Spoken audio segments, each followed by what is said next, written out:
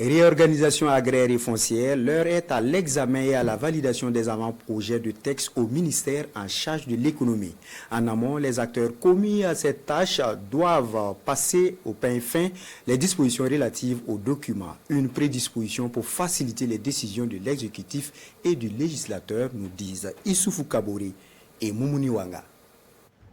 Le foncier occupe une place de choix dans les actions de développement au Burkina Faso.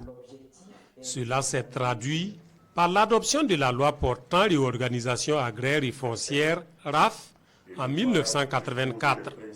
Une loi relue en 1991, en 1996, puis en 2012 pour tirer le meilleur profit de cet instrument.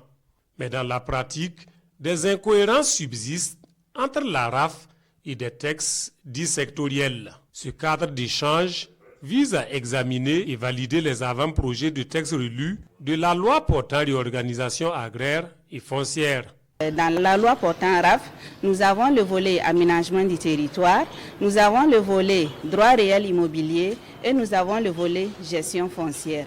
Donc si vous prenez ces trois éléments, on sent qu'il y avait dans la pratique des difficultés non seulement pour les techniciens du domaine, mais aussi pour les différents usagers, avec un certain nombre de conflits qui se posaient en termes de pratiques sur le terrain.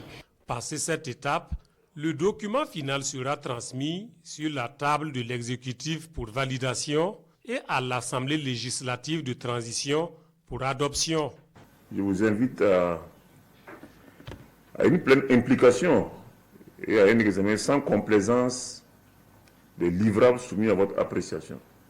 Toutes choses qui permettraient de soumettre au gouvernement et à l'Assemblée législative de transition des textes consensuels et d'amorcer la noble mission d'une gestion vertueuse du foncier dans notre cher pays. Ce processus se veut participatif et inclusif. Prennent donc part à cet atelier national les collectivités territoriales, les leaders coutumiers et religieux, l'administration publique, les organisations de la société civile et le secteur privé.